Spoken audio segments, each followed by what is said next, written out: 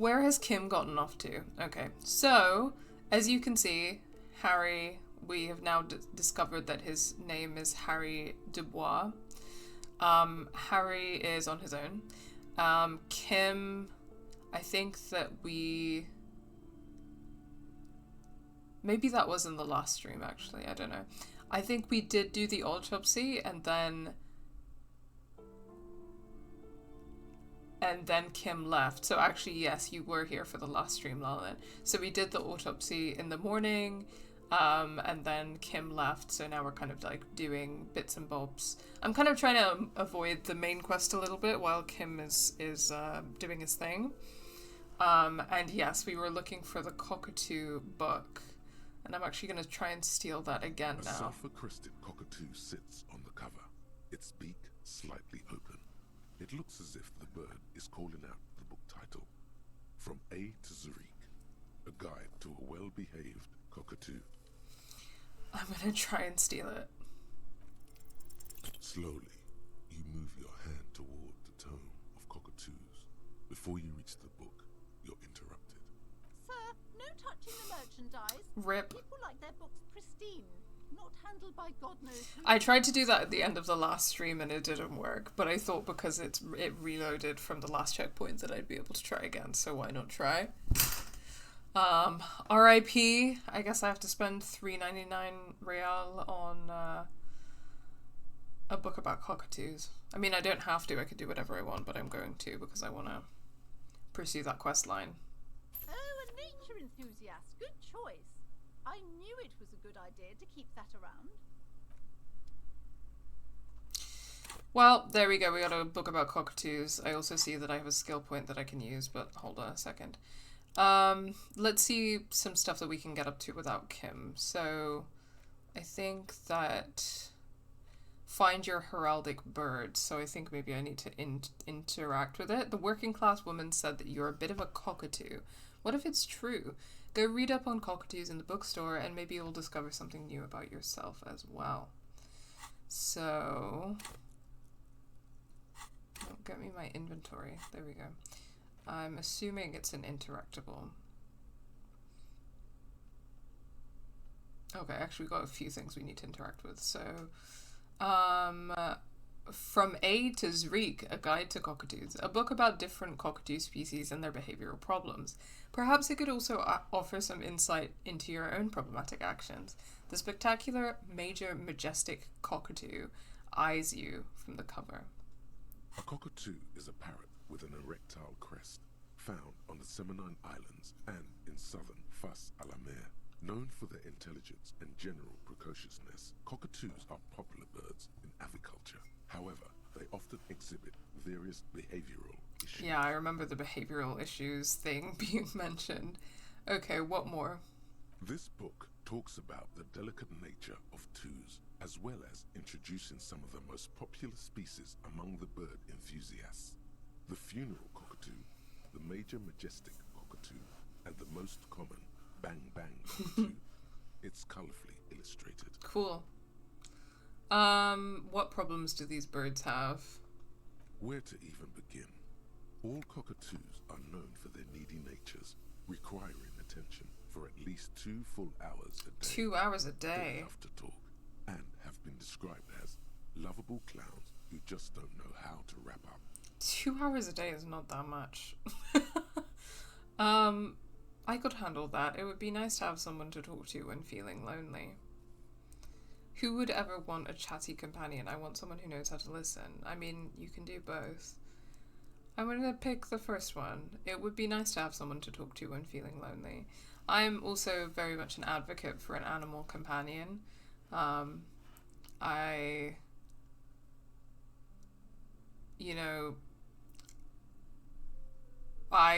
someone, I guess, who feels very, deeply about animals. I think that something that I've definitely, learned, especially since, being a pet mum, is that there are some people who I don't really think, connect to animals like that. But, the way that I felt about Chickpea was that, she was my companion. She was my best friend. You know, she was like the love of my life, and I really felt that way. I really did.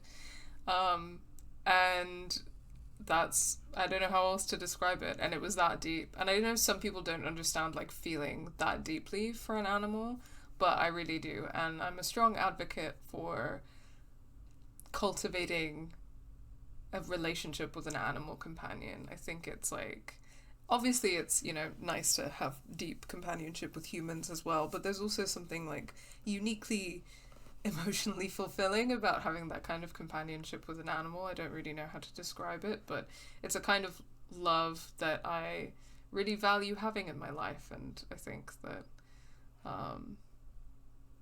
yeah, I'm an advocate for that, and Harry seems like he's having a hard time, you know what I mean? Maybe having a bird friend would help him.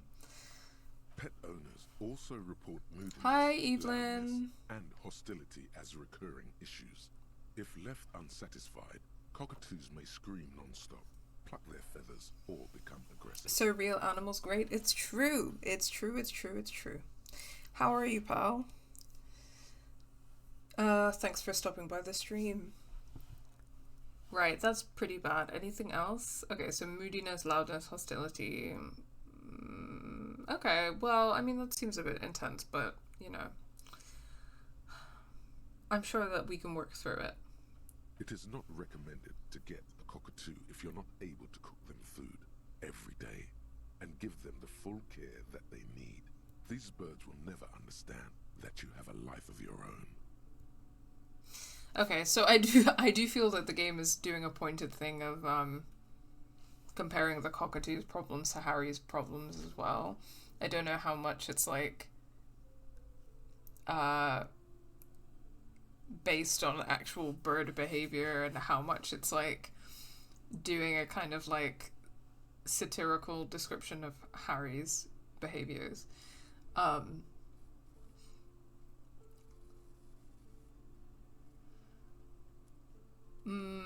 Sorry, I'm just reading back over it. And hi, Igenium, thank you for the follow. So pet owners also moodiness, loudness, hostility, recurring issues.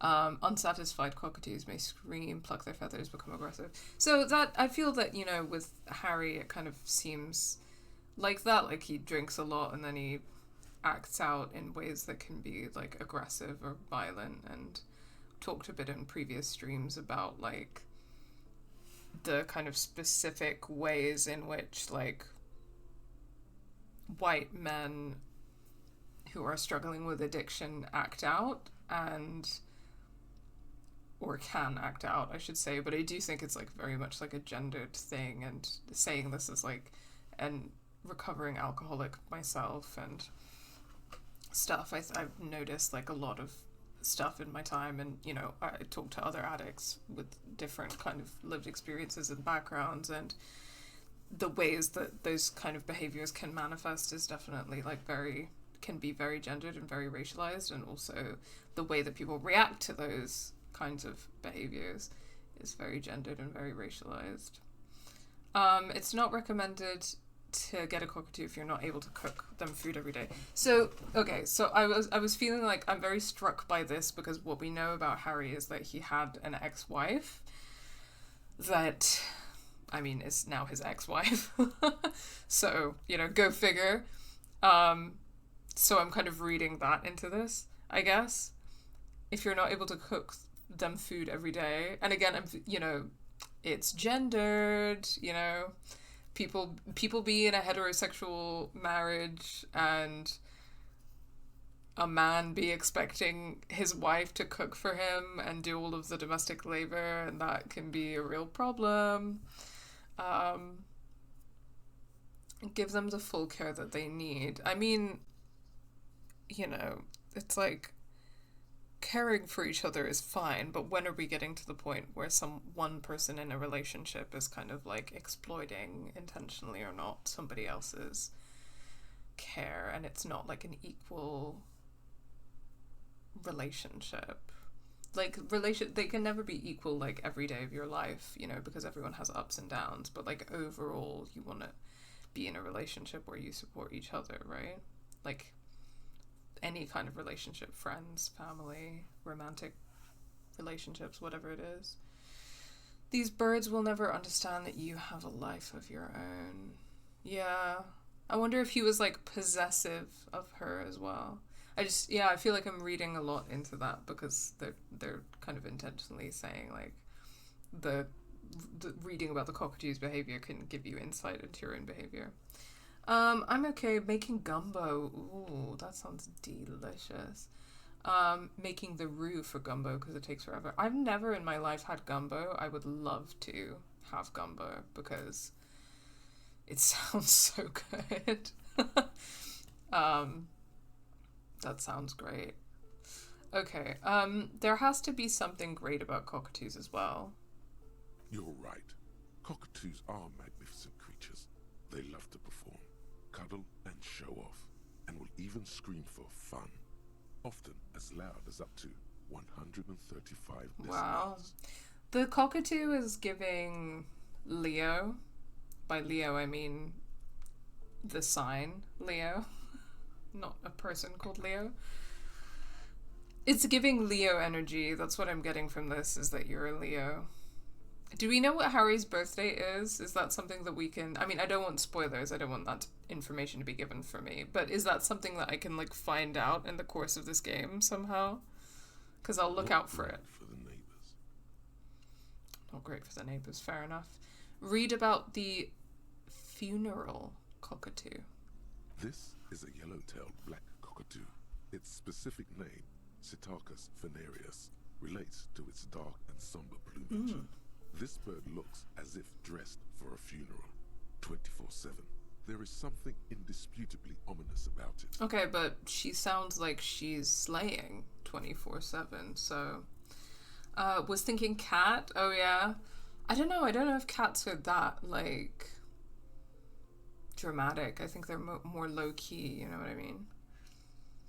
I don't actually remember if we learn Harry's birthday. Okay, that's fair. I'm gonna keep an eye out for it, though, because he's giving Leo energy. Not gonna lie, I've never made gumbo before, so having to figure it out as I go. Well, that's how you start with everything, right? Oh, I know a cat named Leo? Oh, that's cute. Fair enough. And by the way, welcome, Zamborn. Thanks for stopping by. Let's read about the major majestic cockatoo. Perhaps the most impressive of all the species, the endangered major majestic cockatoo, is often described as the most flamboyant bird in the jungle. Its pink-coloured wings and flowing crest embellishing its proud and bumptious nature. Well, she also sounds like she's slaying. Sounds like goth GF, like bubblegum GF kind of situation. In the words of poet-explorer Sir James Fournier, few birds more enliven the monotonous hues of the verdant forest than this big, bold, okay, I don't species. like the sound of poet-explorer Sir James Fournier, so maybe let's put him aside. Read about the most common bang-bang cockatoo. Despite its banging name, the bang-bang cockatoo is actually the shyest of the species, common in almost all Seminoles forests, as well as zoos and homes all over the world. Its plumage is mainly grey and white. The Seminoles name, bang-bang, is thought to be of onomatopoeic origins. Makes sense. Honestly, this bird does sound a bit like me. Yes, but all those cockatoo species are so different. Which one are you? Okay, the bang-bang is shy. Grey and white. And common. The major majestic cockatoo is flamboyant, pink-coloured, proud, bumptious. The funeral cockatoo is dark and somber and ominous. Okay, well, I feel that there's a lot of levels on which you could read those three.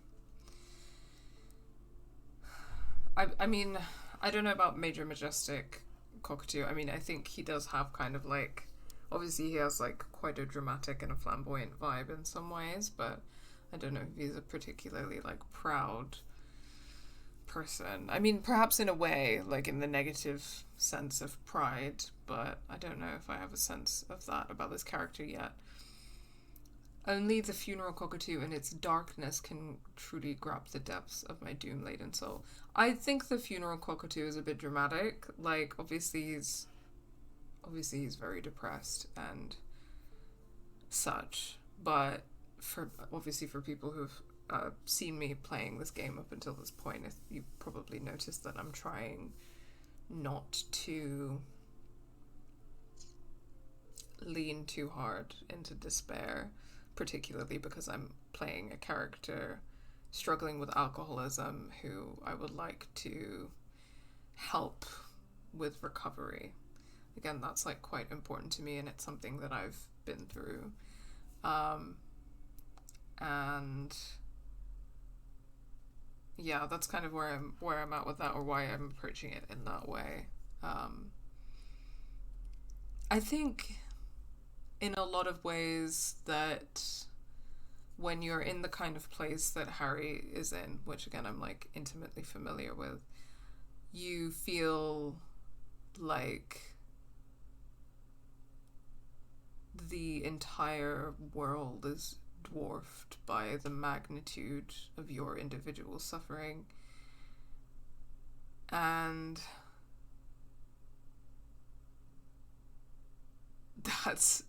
the irony of that is that every other person that you meet, the moment you have the strength to leave the house, is feeling the way you're feeling.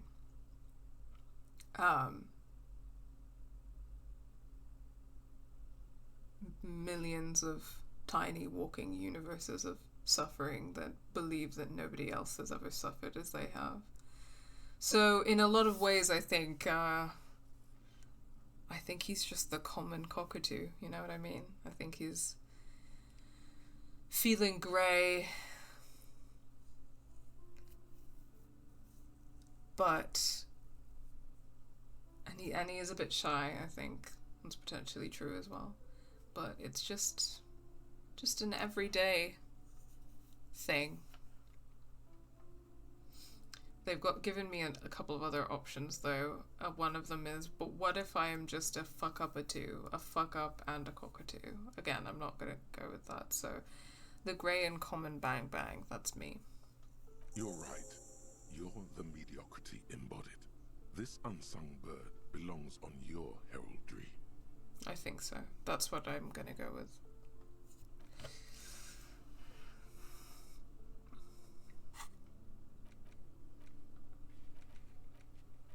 That's it. I think that's completed that quest. Cool. Let me look at a couple of my other interactables though. So I've got a worn and torn map of the Martinez area dating from 48. A title on the top reads Bienvenue à Revachol. It's a bit out of date as it was originally created by a design studio in a failed attempt to spruce up Martinez and turn it into a fancy tourist location. The worn map features the patchwork grid of the streets of Martinez, with directions to appropriately touristy locations. Year 48 resides on the upper right corner. Trace a path through the grid. Your finger moves through the various streets, across Rue de Saint-Ghislain and Rue Saint-Sipar, over Saint-Brun and Martinez North, finally coming to a halt on the spot where you are currently standing, although the map gives no such indication itself. For a more detailed view of the map, go to your journal and select the map tab. Cool, okay, so I guess I've got a map now.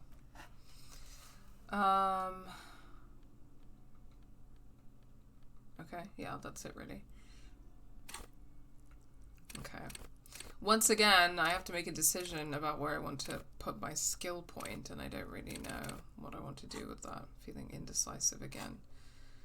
Let me look at some of my white checks. I think that I potentially also want to put something into reaction speed, conceptualization.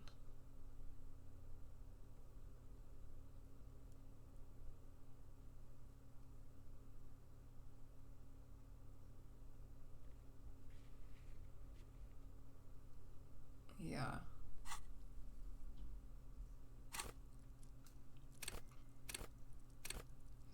You can save them if you're struggling. It can be handy if you know there's a check you want to try out or have a backup to. Yeah, that's a good point.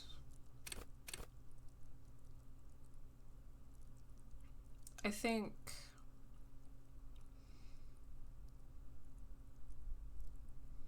perhaps I can redo the Renee check. Which one is that?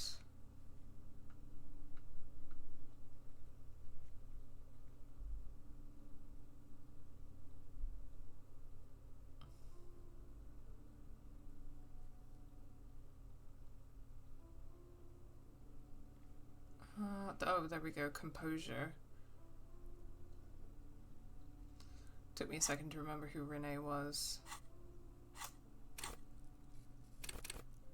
Oh, I could because I leveled up Composure last time. Yeah, let me go back to that later. Okay, before I leave this shop, or while I'm leaving this shop, I also had a thought while I was off stream that in a previous stream I tried to define dialectics and historical materialism in a way that I thought was like more accessible, because listen, Marxism is great, Marxism is valuable. I think that the way that some Marxists talk in jargony language is like really unhelpful. So I was trying to define those terms for anyone who might be watching in a way that was more accessible, but I have this feeling that some kind of annoying purist is going to watch that stream on YouTube and tell me that I defined those terms wrong. So if anyone wants me to give a more annoying definition at some point, I can do that. But I think that importantly, so I remember saying that dialectics is kind of like a philosophical, what's the word I'm looking for? Practice, or like a philosophical, like mode of thinking, or a structure of thinking through philosophy. And what I did remember is that dialectics, as far as I'm aware, I think that it actually has ancient roots. So I was trying to remember whether or not Hegel was kind of the originator of dialectics, and I was like, oh, you idiot, definitely not. Because a helpful way of explaining dialectics for people who just want like an accessible understanding of it is, so again, like a lot of people describe it as like, contradiction, synthesis. But like a really helpful way for what that means in practice is actually that certain Greek philosophers, like I think for example Plato, wrote in a form that shows dialectics in a really clear way. So I'm trying to think about which Platonian text I remember reading where, anyway, the way that he writes a lot of the scenarios that he's thinking through is by writing a scenario where two characters are talking to each other and the two characters represent different points of view on the same subject. And through the process of the characters having the conversation on the same subject, they come to a new third conclusion about the subject. So it's just like, one person has one opinion, the other person has a differing opinion, they discuss the subject, by the end of the conversation, they've come to a new conclusion about the subject by the contradictions kind of coming into tension with each other, and forming a new third thing. Actually, ContraPoints does that in some of her older videos. ContraPoints is very well versed in philosophy, and she hasn't really done this in a long time, but some of her older videos had her playing these characters that would like have a conversation about things and then reach new conclusions at the end. Regardless, and this is crucial, regardless of whether or not you agree with ContraPoint's views on those subjects or Plato's views on those subjects. It's yeah, totally. She does know how to do rhetoric quite well. So actually, those kind of ContraPoints videos are a more accessible way of seeing how dialectics works. And dialectical materialism is... Well, I think I was trying to explain historical materialism, but in order to understand that, you have to understand dialectical materialism, which... See, all of this is just very inaccessible and a faff. But... Anyway, dialectical materialism is applying that idea of dialectics. So two things come into contradiction, and through those tensions between those two things, they create new third things. So that idea of dialectics is applied to the study of society and history. So in Marxism, he argues that the story of human history is opposing forces coming into contradiction and pushing history into new epochs by creating a new third thing through the contradictions and conflicts between those two things. And in the case of dialectical materialism, what he's talking about is class. So he's talking about how through different historical eras you have tensions between, ruling classes and subjugated classes, because the term working class isn't technically accurate until the capitalist industrial era onwards. But for example, like in the feudal era, you have tensions between the peasant classes or the serf. This is a European-centric history, by the way. That's really important. So in a European-centric history, your kind of subjugated and oppressed classes, so like, for example, your peasants, your serfs, are beholden to an aristocratic landowning feudal class of lords and such that rule the land on behalf of the king.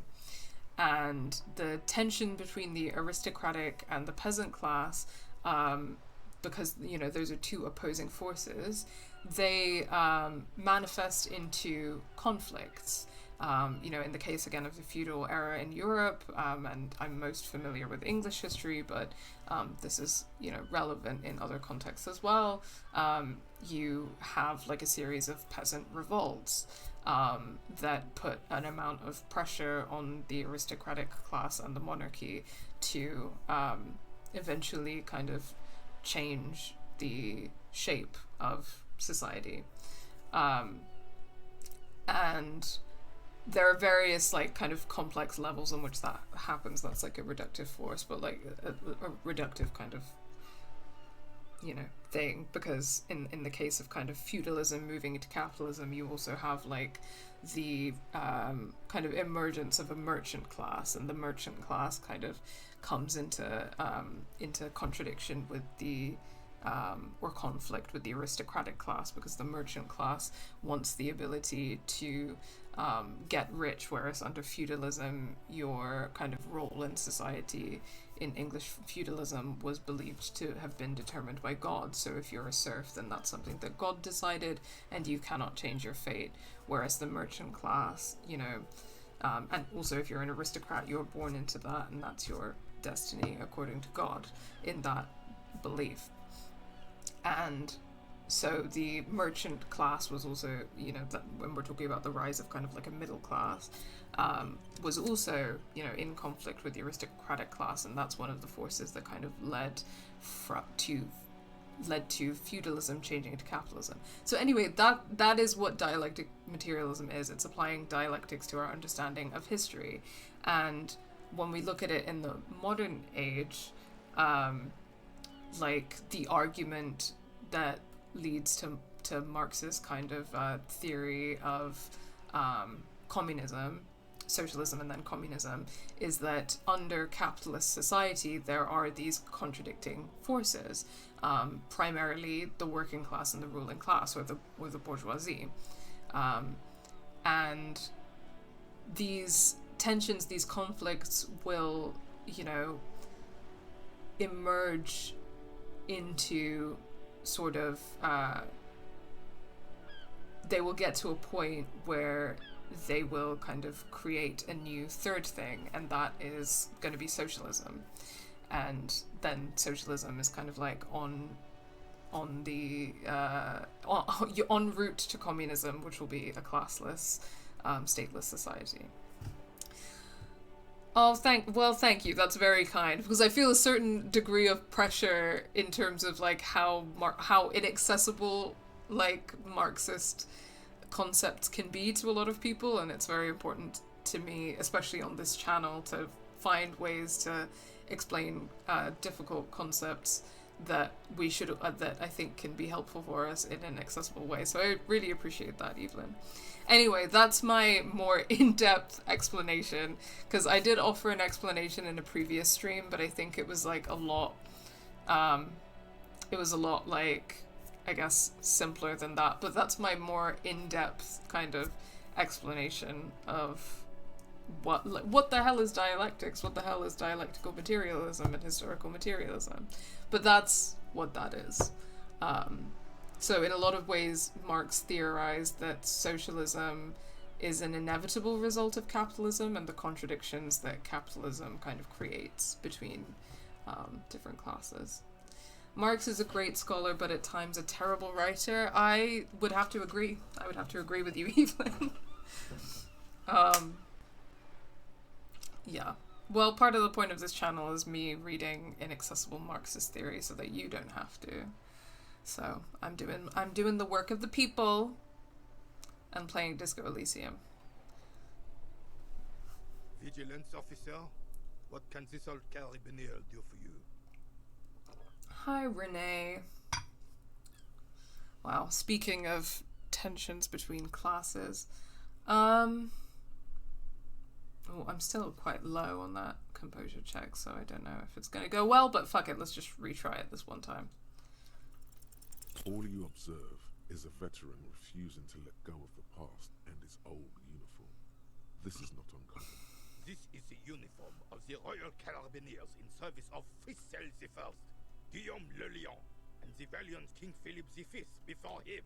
Okay. Don't you mean Frisel the Fan? You do not speak his name, Craven, although he was a clown. But he was our clown, ours to ridicule and to mourn. I'm always like, obviously hate a liberal, but, and in many ways I think it's embarrassing to be a liberal, but it is far more embarrassing to be a royalist. Like, how are you a royalist? Like, how is anybody a royalist? It's kind of crazy. Not to, like, perpetuate the idea that history is a narrative of progress, which is, like, propaganda, but you would think that in the 21st century no one would be a royalist anymore, and yet somehow they are. And I think that that's, like, deeply embarrassing. There's something you missed. You will get to it. Don't worry. Okay. I'll get back to that, I guess. Let's see what else is on my to-do list, though. People say the commercial building on the plaza is cursed. No business will ever thrive there without going bankrupt. You promised Plaisance you'll look into it. Enter the sealed door behind the bookstore and find... Wow, what happened to the companies there? Search for the malignant entity. Plaisance said she lives inside a chimney. Find a way in. So does that mean I have to go back through the bookshop?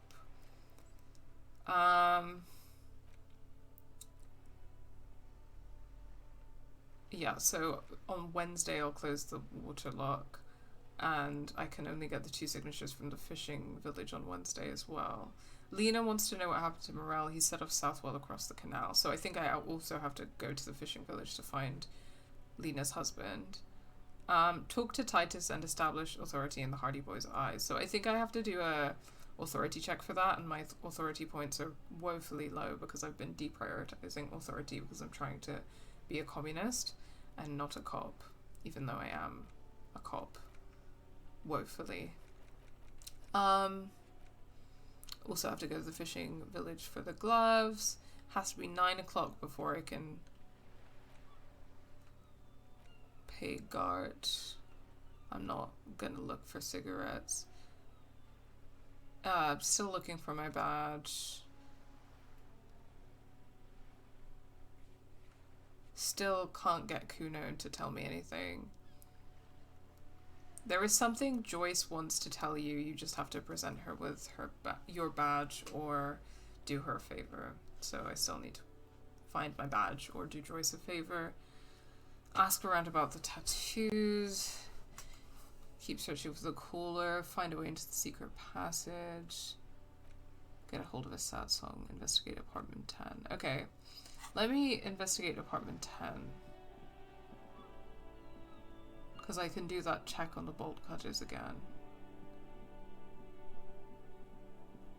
How do I get back into the apartment building? Royalism is weird, you're right. Henry's Human says, it feels the same as celebrity worship to a degree. I think you have a point, yeah. Yeah, it's an interesting point.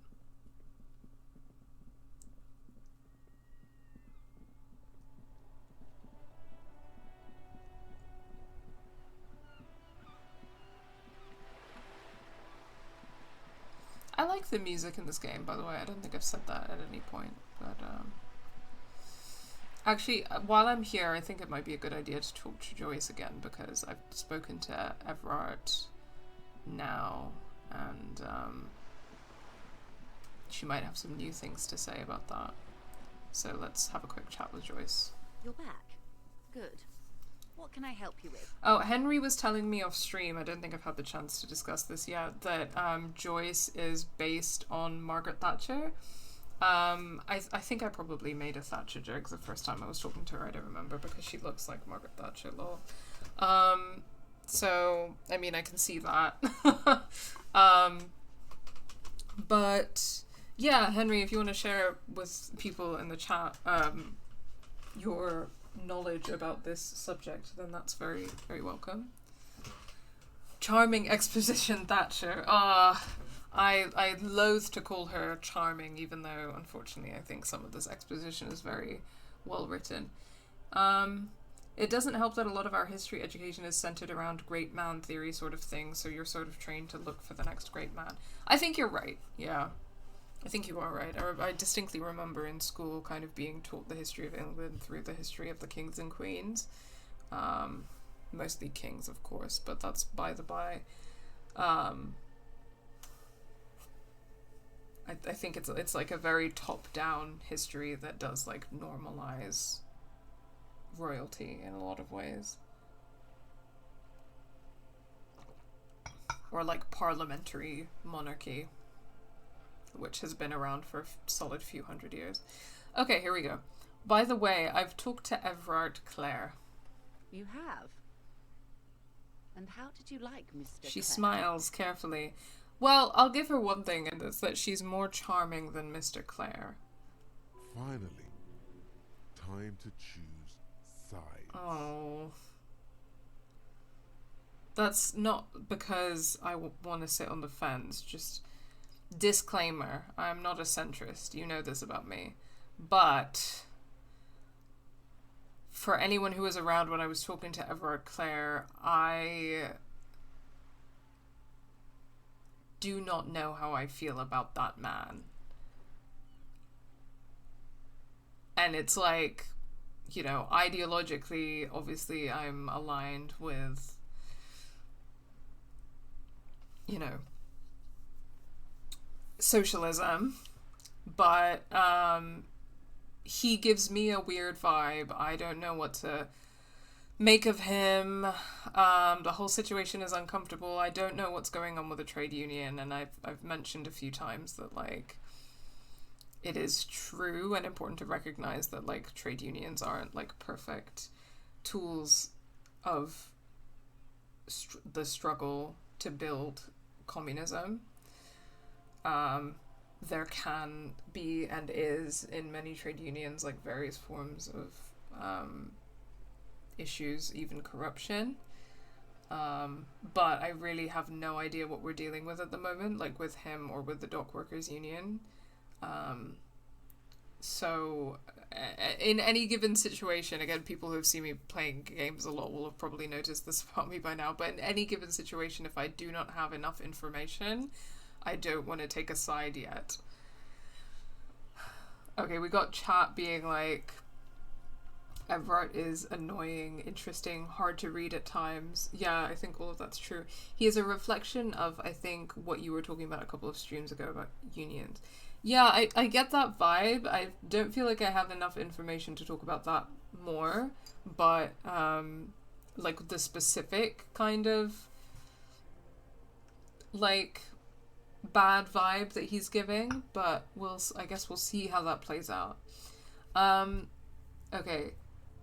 Joyce is an interesting character. Thatcher herself was pretty cognizant. Oh, thank you for sharing this again, Henry.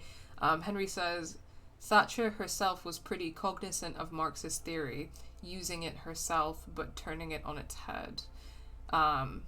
Which in a lot of ways is like a flip of what Marx did, because Marx was like very knowledgeable about how capitalism worked, and that was exactly how he was able to critique it so well. Joyce being honest about the state of the world, I think, is a reflection of that. You know, it's funny that you say that, because in a lot of ways I think that is part of what made Thatcher so evil, and I think that that's part of what makes Joyce so evil, to be honest with you. I have, like, no regrets about the fact that when I was talking to her before, I didn't forgive her. Because, like, no matter if there's even a small part of me that's, like, empathizing with any part of her, like, I thoroughly condemn, like, what she does and what she believes in. Thoroughly condemn that. There's no excuse for it. And I think, if anything, I feel that, if anything, I just feel that understanding it, like, having that kind of depth of understanding about Marxism is, like, it means that you're even more thoroughly aware of the evil that you are doing in the world, and that's, like, I don't know, that's just completely unforgivable, isn't it? Not only what she did, but the fact that she had, you know, every sense of what she was doing and how evil it was is just... it just makes it worse. Yeah, that's it. Okay, so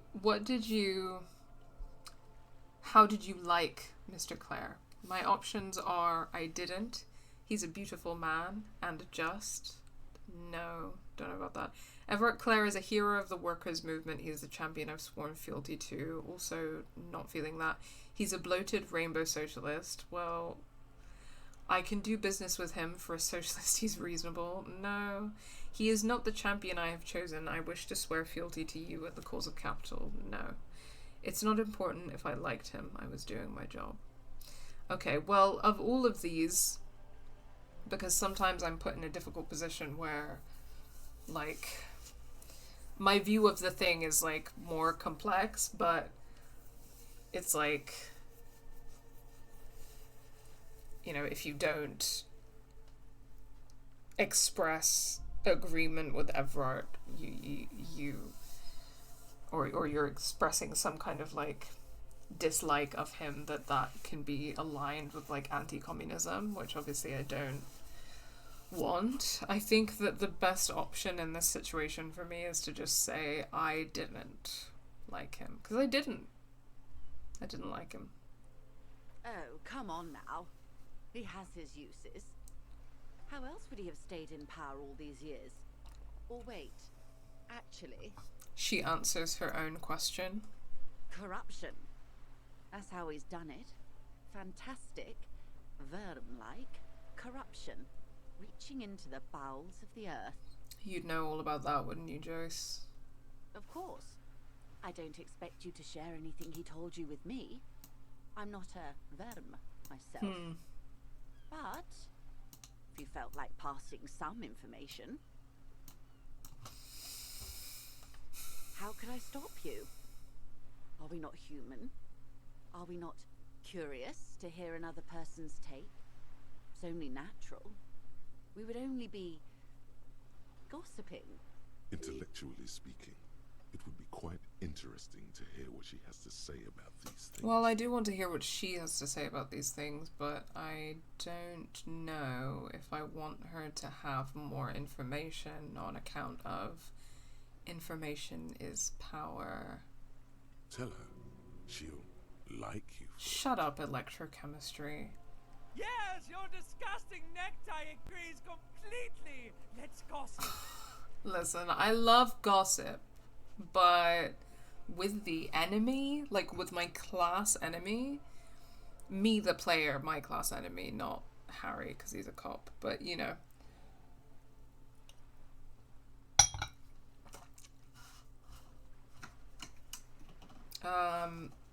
Also, I saw you redeem a hydrate earlier, Evelyn. Sorry, I completely forgot about that. I'm gonna drink some water now.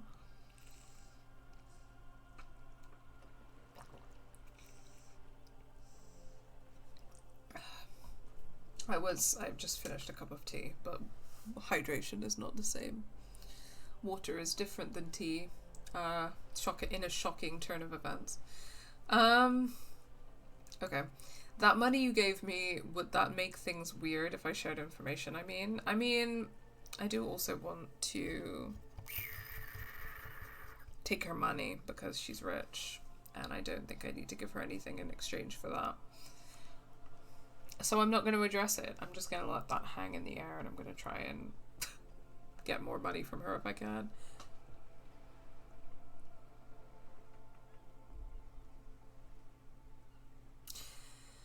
Mr. Everard is helping me find my gun. Oh. That's so helpful of him. Her eyes become large and round. So very, very helpful. And how is that going? Do you have any leads on that gun?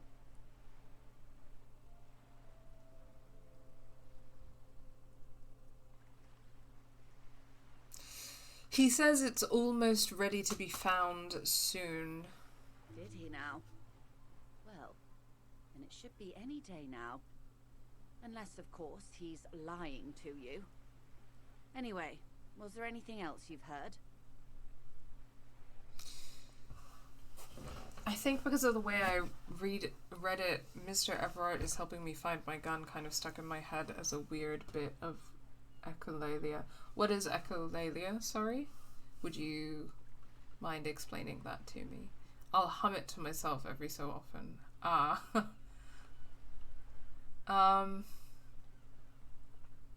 Yeah, so I did find out in the last stream that the pawn shop guy had sold my gun, but he doesn't have a track of who he sold the gun to. And that's something that I think I want to go back to Everard and ask him about. He asked me to open a door. A referral, you mean? I take it this was for someone in the RCM. Don't answer that. No, I mean, like, a real door to someone's house. Oh my. A real door?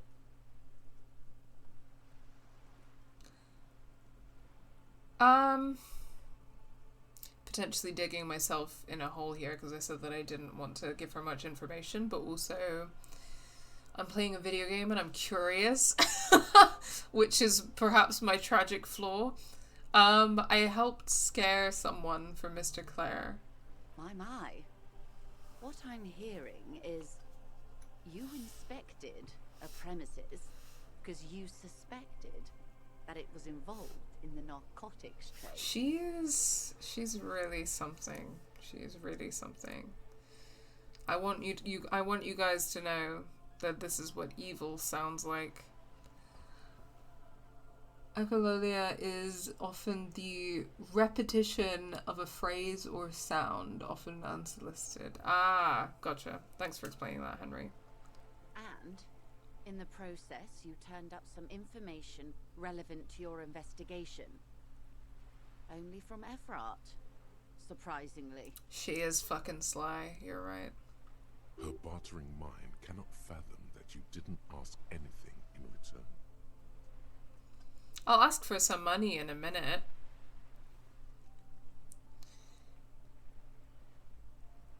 I'm not going to tell her about the lynching. I don't think. What have I got? The Union's militant wing organized the lynching. Everard says the Wild Pines sent mercenaries after the Union and now one's dead. Everard asked the Union's military wing to fully cooperate with the investigation. He didn't seem at all worried about the whole conflict that's developing.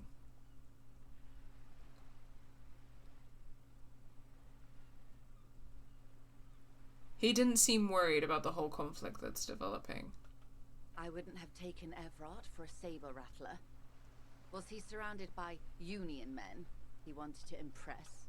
No, it was more like he wanted things to get worse. In secret, of course.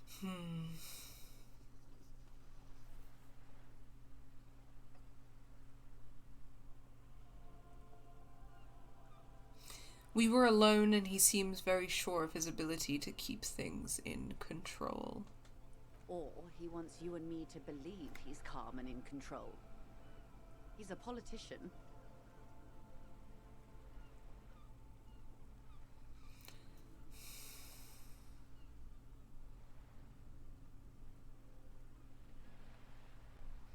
Maybe he was manipulating me. I'll think it over, Detective. Thank you for relaying this information to me. Okay, not to be like a piece of shit, but I'm gonna ask gave for some her money. pause. She's pensive, suddenly. Hard to say about what. I mean, listen. I really don't know how to feel about what I'm doing because I really don't know anything about the situation that I'm in. Thank God this is a video game, huh? Have I underestimated the Union's ferocity? She has to ask herself by now.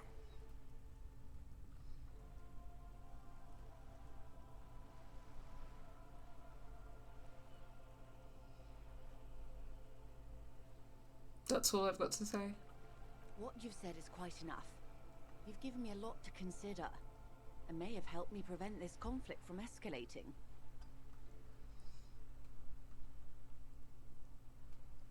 Well, that worries me now. Feeling great, you guys. Feeling really good about all of this. Definitely not second guessing myself. I love video games. I'd rather talk about something else for now, if you don't mind. Of course, Detective. Should something come up later, down the road, don't be afraid to drop by for a chat. Until then, is there anything I can help you with? Yeah.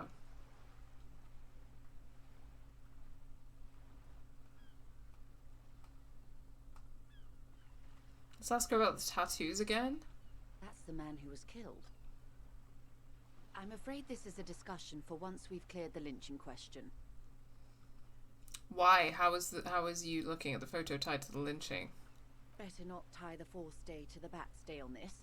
I hope there is something else I can help you with. Ah! Okay, so do I have to tell her more about the lynching in order to get, like, information about the tattoos? Because she seems to be the only person that I can talk to about the tattoos. I don't know. I don't feel like... the thing is, I don't exactly feel super bad about, like, fucking Everard over because I think he's a weirdo, but also, like... I don't want to fuck the Union over, you know what I mean? I don't want to fuck the workers over, and I really just have no idea what I'm dealing with in this situation, so I really have no clue what the possible consequences of my actions could be here. That's how I'm feeling. To answer the question. Protocol keeps her from it. And let's see if I can ask her any more questions about reality. More lessons in basic reality? My favorite part of the day. Go ahead, ask me anything. What is think of something close to you? That's an Esprit de corps check. It remains a mystery what you mean by this something close. This isn't about you. It's about reality. Okay. Well...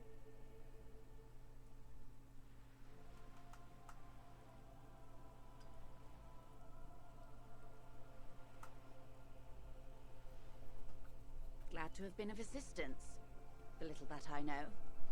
I'm going to put some skill points into conceptualization.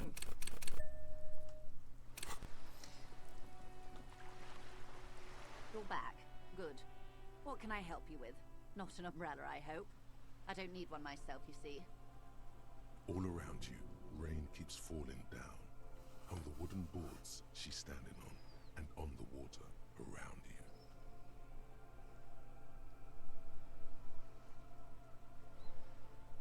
I could use a coat like that. The rain is freezing. Sadly, I need this one myself. It's hydrophobic, repels water, almost magically. The company makes them for offshore platform personnel. Very sturdy. What I can do for you is answer some questions. Nothing like talking to pass a rainy day. Okay, tell me about reality, Joyce. More lessons in basic reality? My favorite part of the day. Go ahead, ask me anything. Okay, well, this is still looking incredibly difficult, but 3% is better than 0%, so let's do a conceptualization check. What is reach for something fundamental? A strange coldness comes over you as you look at the world. The waves sway the sloop slowly. That's all. It's on the tip of your tongue. A doubt of sorts already in your head. But it's not fully formed yet. You have to wait and return to this later. Once the jamais vu thought is complete. Okay. Glad to have been of assistance. The little that I know. Anything else? Oh, I don't know, you guys. I'm feeling a bit torn about whether or not I should tell her more about the lynching.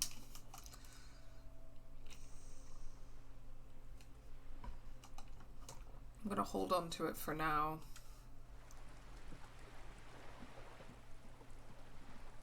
But I don't really know how else to get information about the tattoos, so... This is just like when I had to learn race science to progress the game. It's a hard knock life. Okay, now I want to get back into the apartment building and try the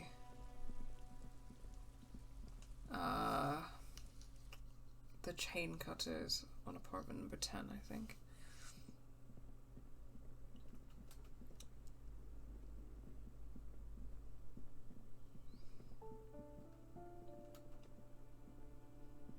This door has been closed with a padlock.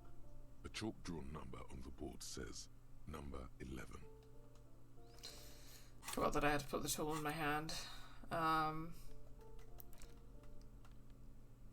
Oh, hold on.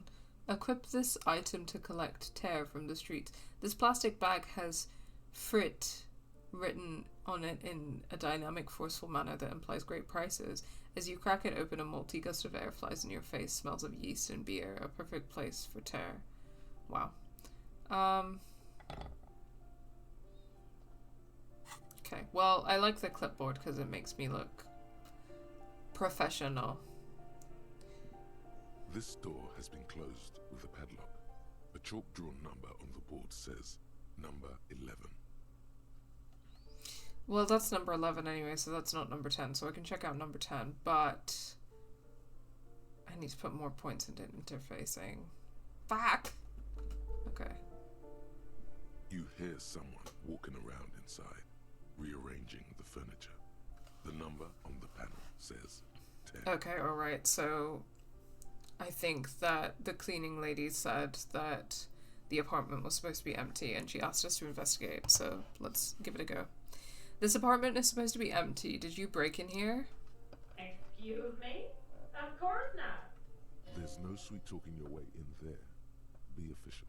You have plenty of reason to enter. I really hate it when I have to play the cop card.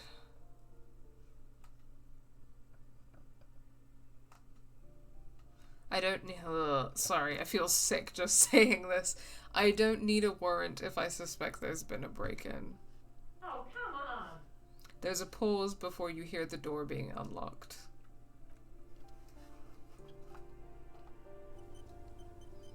Well, feeling great about that. Oh, hello. Slay Queen Slay. Looks like a fine mattress. A blister of pack of medicine peeks out of the box. You should take it. Wow, that's not mine, but can I take it? Well, there we go. Well, I was desperately in need of some morale boosting medication, so that's good. Oh, shoes! New shoes! What do I got? +1 to indirect modes of taxation. Affluent moneymaker man. Wow. I have no idea how that's going to help me, but okay. These Per and Ingersoll shoes have no lacing but a strap and a buckle. Due to their elegant and affluent design, they have been described as the most advanced dress shoe. So advanced, in fact, that walking through slush and mud does not leave a single trace on them. What do my green shoes have? Well, let me put on my lovely business shoes. I would like another pair of trousers, I feel, at this point. The jeans are fine, but it's just not.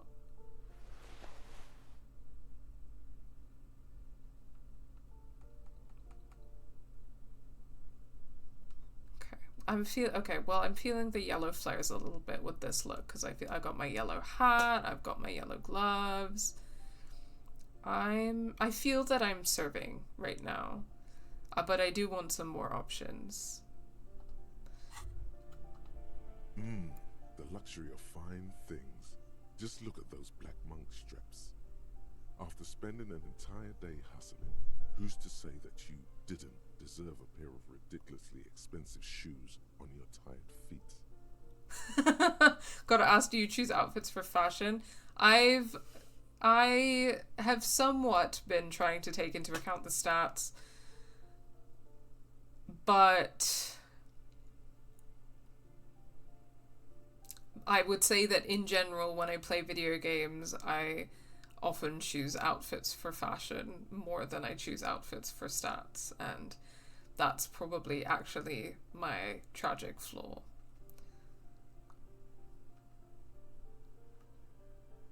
Okay. Sorry, what did you just say? The luxury of fine things, just look at these black ones.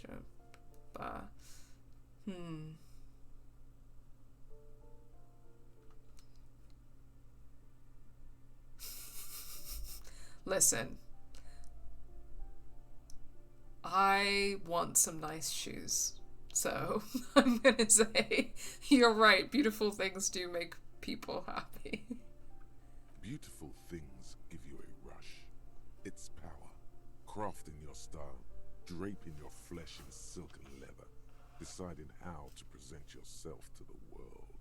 Remember, when they come to take it away from you, you worked for those shoes. Whether you like it or not, wearing these shoes has made you more liberal. No! God damn it. I just wanted a nice pair of shoes. They're stolen! They're stolen shoes! I don't have money to spend on expensive shoes. I stole them, I swear. I swear I'm not a liberal. Harry and the indomitable shopping addiction. I know. What have I done?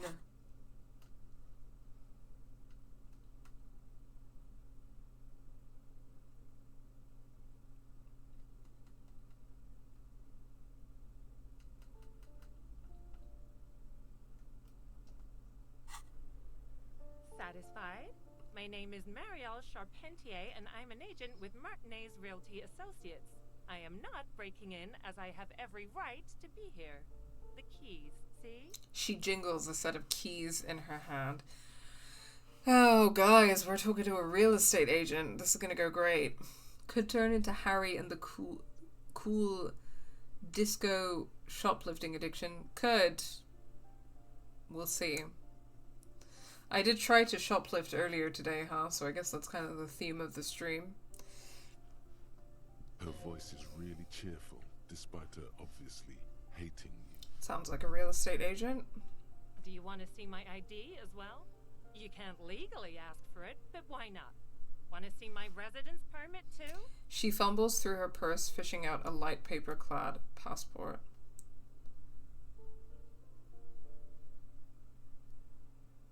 Inspect the passport. It feels flimsy in hand, with the words Revachol Zone of Control written under a nondescript municipal logo.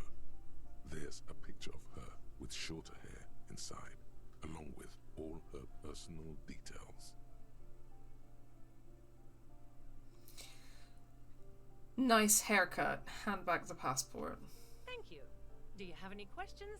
I need to be back in Midtown in an hour. Who lived in the foreclosed apartment down the hallway? Oh, that's another huge mess. The former tenant owes us 3 months of rent. 3. We closed the apartment and planned on auctioning off the valuables, but... And again, I have no idea how stupid mistakes like this can even happen. But Ron, when he came to close the door, didn't close the neighboring door. And there's a hole in the wall. A hole in the wall. Can you believe it? And then the tenant ran off with his stuff. He's gone.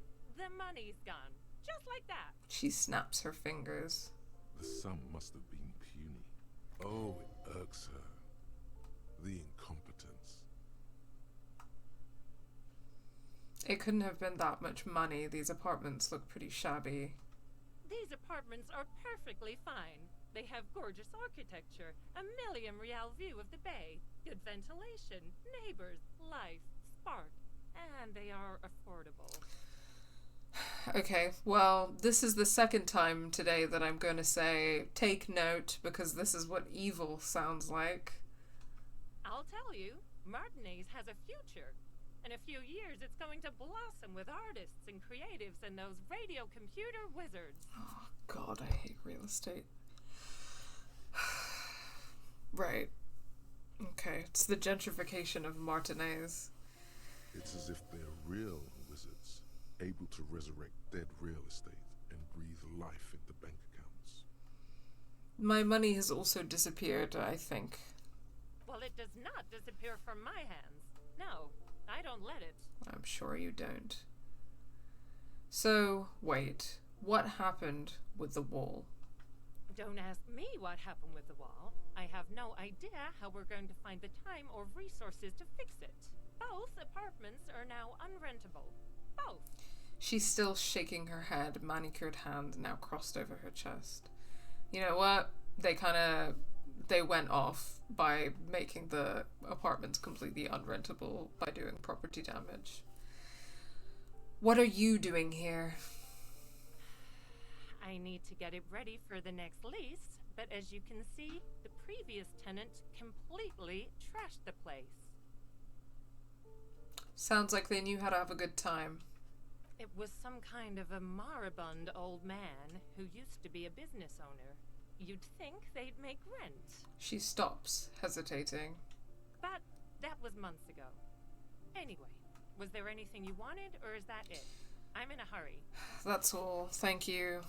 Of course. She replies with a smile, but her eyes remain glazed over. She's been waiting for you to leave. Well, I hated talking to you too. Fucking hell. One of the other things that I think is, like, interesting in terms of, like, I don't understand how people could play this game and not understand that it's written by communists, is the way that they use the word liberal. Like, only communists and, like, people in that kind of, like, area of the left, like, socialist, communist, anarchist, like, actually properly, like, left-wing, as opposed to, like, people who call themselves leftists but are actually, like, centrists. Yeah. Only we use the word liberal like that. You know what I mean? Dios mío, a liberal. Exactly. You know?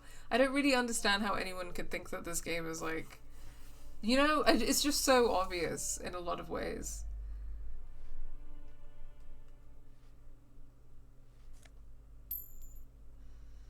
Well, lesbian pain, it's interesting you say that, right? Because, so, lesbian pain says, in Europe, liberal means more center-right or just right. That is also how I would define liberalism.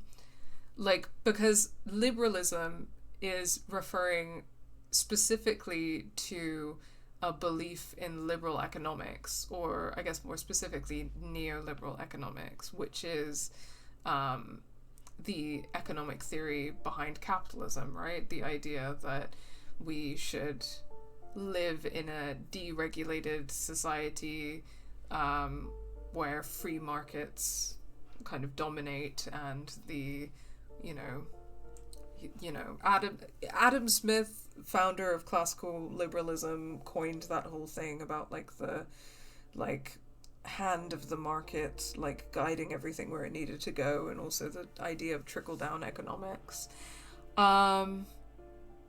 Free market, free enterprise, never ending privatization. Those are all, I think you're right to say, you know, I've been saying centrist. I think that it's actually, you know, I'm glad that you brought this up, because I think that you're actually right to point out that those are right-wing beliefs. Like, I think you could say they're like center-right, but they're definitely like on the right. So I think that that's like correct. The idea of liberal as like quote-unquote social liberalism is a whole thing that I hate. And the way that it kind of like gets misconstrued or attached to like actual left-wing politics is like deeply frustrating. Liberal being left is a US thing, says Lesbian Pain, but that's probably just because the Republicans are even further right, so the US liberals became left. Yeah, it's interesting you say that. I think I heard someone else kind of making a similar argument the other day, like online, that it's like a US specific thing, that, you know, the Democrats are seen as a left-wing party, but they're literally like center-right, you know? Like, both of the major political parties in the United States are on the right, but because the Republicans are further right than the Democrats, people are like, oh, the Democrats must be on the left. The Democrats are not on the fucking left. They're, like, when you look at their, like, policies, they are a right-wing party. They've historically been a right-wing party, like, at, like, center to center-right at best, but never a left-wing party. And there are, like, smaller actual left-wing parties in the United States, but the Democrats are not one of them. Especially when liberals will just drop the social part as soon as those aspects come up against the economic aspects. Yeah, I mean, I've said things like this before, but sometimes I think, like, a barefaced, like, far-right fascist is more palatable to me than a liberal in a lot of ways. Because I think that, like, liberals, they want to, like, seem like they're good people, but it's like, okay, are you a good person if fundamentally you don't believe that every human being has the right to, like, basic sustenance and, like, the basic right to life, housing, food, water? Do you believe in that? Because if you don't believe in that, then I'm sorry, but you're not as good of a person than you think you are. Like, period. I don't want to, like, cast moral judgments on people. I'm not God, I know that. But in my opinion, if you don't believe that every single human being, regardless of who they are, has the basic right to life, which is housing, healthcare, food, water, sanitation, they just, by virtue of being a human being that exists on their world, they don't need to do anything to deserve that. By existing on this earth, they deserve that, regardless of anything. If you don't believe that, that's it. You're not on the left, and also maybe you're not as good of a person as you think you are. That's all I'm saying. It's really as simple as that.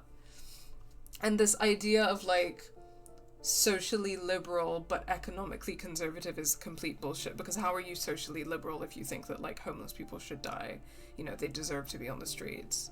You know what I mean? Like, they just have to pull themselves up by their bootstraps. Like, are you socially liberal if you think that? Like, no.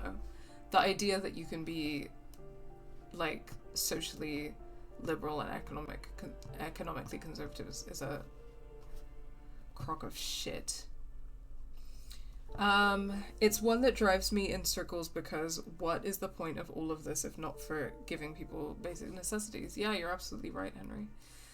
Being progressive means that unfortunately people you don't like will also have a good quality of life. Hello, this is Fia on my personal account if you couldn't guess. Fancy that! Welcome, Fia. First time chatter. Fia. You've never been here before. Under a different account, name of Gazebo Kids. Crazy. Definitely a first time chatter. Never been here before on another account. Welcome to the stream. Okay. Let's tell the cleaning lady what we found out. Give me a moment. The cleaning lady still seems to be having difficulty breathing. Is there anything I could do to help you, ma'am? Because having trouble breathing is really not good.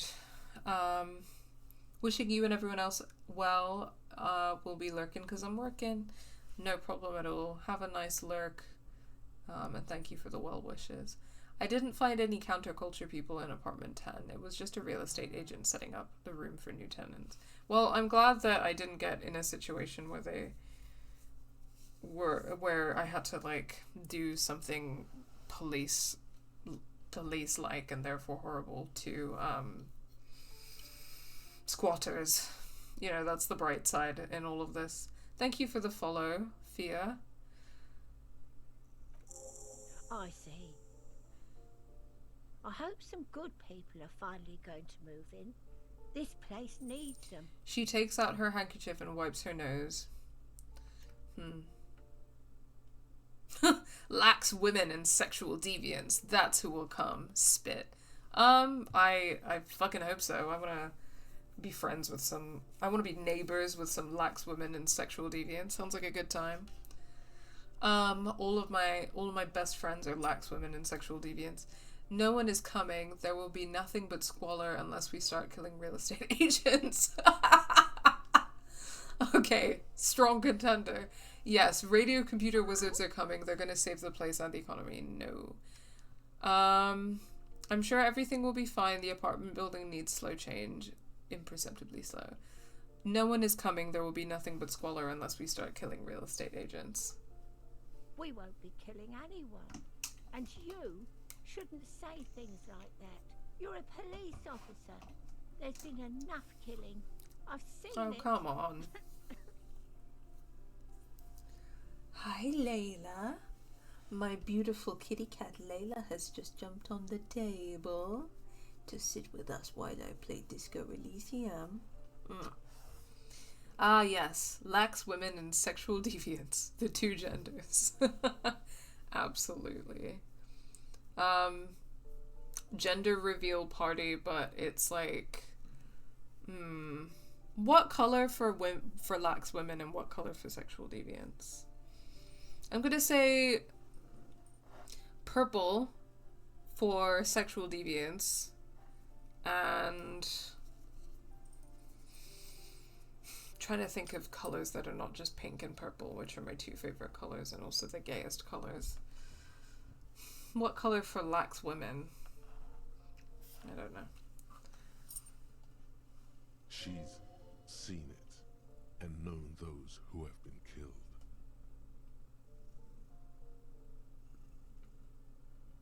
Thanks, I'm off.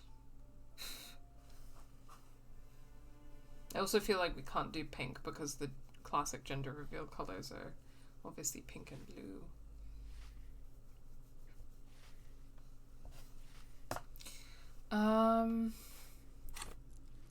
What else is on my to-do list? Oh yes, I have a map now. Okay, tomorrow I will be able to cross the waterfront and then I'll be able to go to the fisherman's shacks and the church.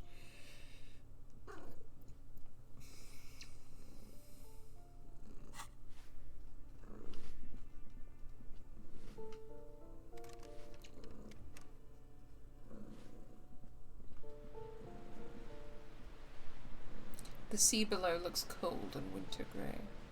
What else can I do? What else is on my list? Okay.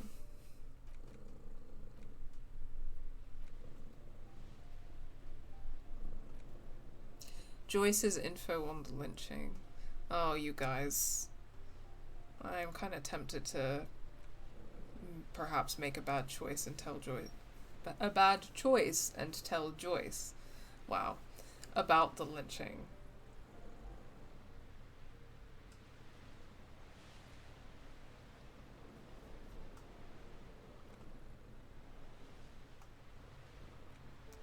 Find a way into the secret passage. Actually, hold on. Let me go back to the hotel and talk to Gart. I'm not sure I talked to Gart today. And I think it would be useful to talk to him. No, that's the balcony door.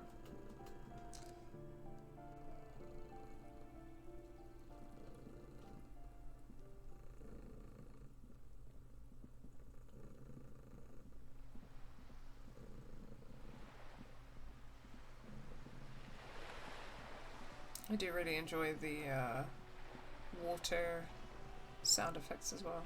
Oh, let me quickly say hi to Cockatoo Lady. I read the book. She's still searching for a book, her eyes wandering over the colourful grid of soft covers. You were right that I'm a cockatoo. Excuse me? I went and read up on them, just like you said, and I even decided on what kind of a cockatoo I am. Want to know? I don't know. The most talkative one?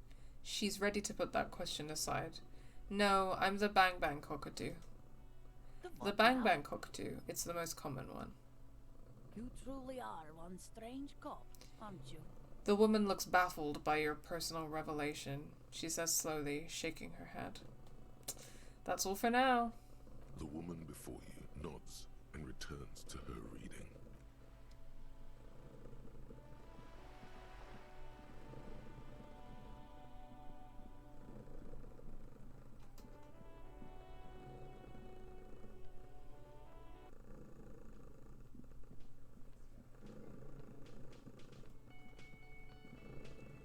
Can I help you? He arches an eyebrow.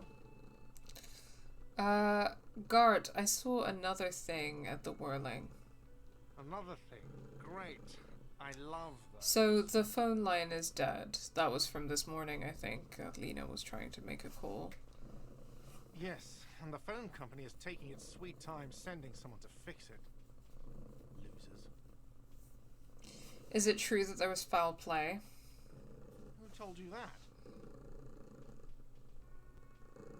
It doesn't matter. I just want you to know who you suspect. Fine, yeah. It looked like someone had messed with the wiring. It was shortly after the hanging, but I don't know if it's at all related. Plenty of arseholes around here who aren't murderers. Okay, interesting. If you do find out who cut the line, though, let me know so I can forward them the repair bill. Yes? About my bill for tonight. Got the 20 real? I have this giant novelty check. You must be kidding, right? Yeah, good one, officer. Real funny. But this establishment only takes cash.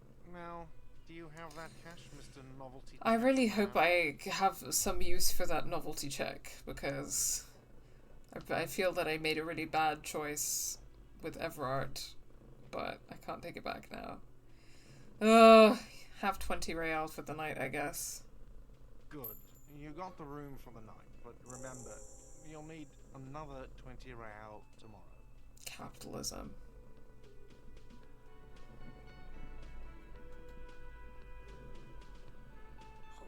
Hello, dear. I didn't notice you at first. The water lock on the canal is broken, so your husband is probably just stuck on the other side of the coast. Oh my. What happened to the water lock? Probably just some technical problem. Well, whatever the cause, I'm thankful. You've spared me another sleepless night. Listen, sweetie, I hate to ask, but if your investigation happens to take you to the other side of the coast, please do keep an eye out for my husband. And if you see him, let him know Lena is waiting for him here at the Whirling. He gets so tangled up in his work that he may not know the water lock's been repaired. And it's cold out there. If I see him, I'll let him know you're here. When or if I get there. Oh, you're such a dear. Thank you, sweetie. Suggestion check, and now Kim isn't here to ruin the fun. Maybe you could convince her to tell you about some cool cryptids? No, you don't have any winning tactics to get the woman to spill the beans about God damn it. Okay.